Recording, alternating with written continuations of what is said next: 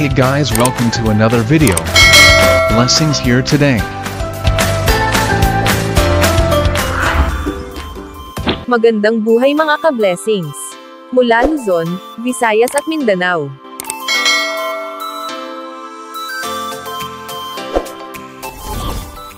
Good news mga ka-blessings. Dahil ang payout po ng cash grants para sa mga beneficiaries ng Conditional Cash Transfer Program o Pantawid Pamilyang Pilipino Program ng DSWD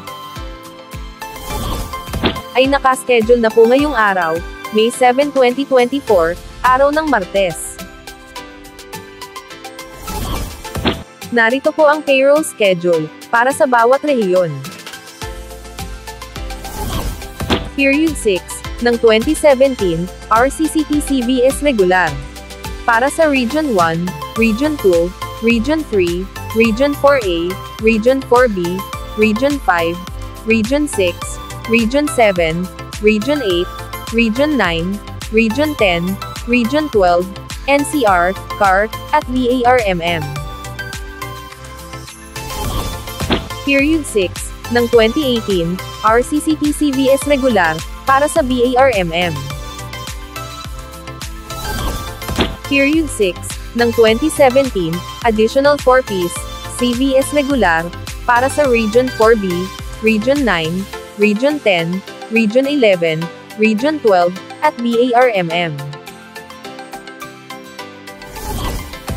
Period 6 ng 2021, additional 4-piece, listahanan 3, households, retroactive para sa Region 6, Region 8, Region 9, Region 10, Region 12, NCR, at BARMM. Period 1 ng 2022, additional 4-piece, listahanan 3, households, retroactive para sa Region 6, Region 8, Region 9, Region 10, Region 12, NCR, at BARMM. Period 2 ng 2022, additional 4-piece, listahanan 3, households, retroactive para sa Region 6, Region 8, Region 9, Region 10, Region 12, NCR, at BARMM. Period 3 ng taong 2022, additional 4-piece, listahanan 3, households, retroactive para sa Region 6, Region 8, Region 9, Region 10, Region 12, NCR, at BARMM. Period 4 ng taong 2022, additional 4-piece, listahanan 3, households, retroactive para sa Region 6, Region 8, Region 9, Region 10, Region 12, at BARMM. Period 5 ng 2022, additional 4-piece, listahanan 3, households, retroactive para sa Region 6, Region 8, Region 9, Region 10, Region 12, NCR, Mimaropa, at BARMM. Lahat po ng payout na nabanggit ay retro payment lamang. Ibig sabihin po, ito po yung grants na ibinibigay upang mapunan ang mga nakaraang buwan o taon na hindi nabayaran o yung mga na-hold na grants habang isinasagawa ang assessment. Kaya ka-blessings, kung ikaw ay nakatanggap na noong period na yan, ay hindi ka na po kasama sa payout ngayon.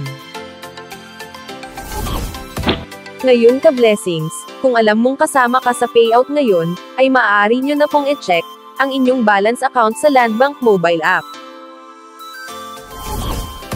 Antayin lamang kung pumasok ang inyong cash grant sa inyong account. Dahil tuloy-tuloy po ang crediting ng Landbank sa inyong mga account. Ngayong araw din ka-blessings, May 7, 2024, araw ng Martes, ay maaari na po kayong mag-withdraw sa ATM withdrawals sa mga piling Landbank servicing branches na malapit sa inyong lugar. Magbaon po ng tubig, at payong, para maibsan ang matinding init ng panahon. Keep safe always mga ka-blessings. God bless po. Ang Pantawid Pamilyang Pilipino Program o 4Ps, ay programa ng pambansang pamahalaan na ipinatutupad ng Department of Social Welfare and Development o DSWD, sa pakikipagtulungan sa iba't ibang ahensya gaya ng DepEd, DOH, DILG, at sa mga lokal na pamahalaan. Pinagtibay ang programa sa pamamagitan ng pagsasabatas nito bilang Republic Act 11310. Ayon sa batas, ang 4Ps ang magiging pambansang stratehiya upang mabawasan, at kalaunan ay puksain ang kahirapan sa ating bansa. Ang 4Ps ay namumuhunan sa human capital ng mga mahihirap na sambahayan, sa pamamagitan ng pagpapabuti sa aspeto ng kalusugan, nutrisyon, at edukasyon ng mga kasapi ng programa. Nagbibigay din ang programa ng psychosocial at psychoeducation intervention sa pamamagitan ng family development session, bilang gabay sa unti-unting pag-unlad at pagpapatatag ng kanilang pamumuhay.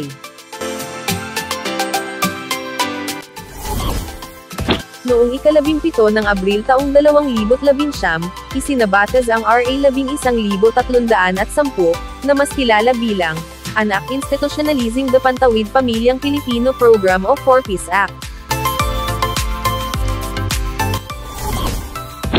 Sa pagsasabatas nito, ang 4Ps na programa sa ilalim ng Department of Social Welfare and Development ay magiging permanenteng pambansang estratehiya ng gobyerno, upang puksain ang kahirapan sa bansa, sa pamamagitan ng pagbibigay ng tulong pinansyal sa mga mahihirap na pamilyang Pilipino, upang mapabuti ang kanilang kalusugan, nutrisyon, at edukasyon. Sino-sino ang maaaring maging benepisyaryo ng 4Ps? Ang mga maaaring maging benepisyaryo nito ay mga mahihirap na pamilyang Pilipino, na siyang makakasunod sa mga kondisyon ng programa. Automatikong kasama na sa targeting system na ito ang mga magsasaka, mangingisda, walang tirahan, katutubo, informal settlers, at mga pamilyang nasa malalayong lugar, o geographically isolated and disadvantaged areas.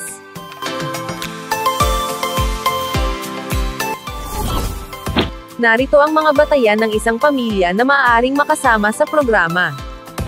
Dapat mayroong 0 hanggang 18 taong gulang na miyembro ng pamilya. Ang mga batang nasa edad 6 hanggang 18 ay kailangang naka-enroll sa paaralan. Mayroong miyembro na nagbubuntis sa panahon ng rehistrasyon.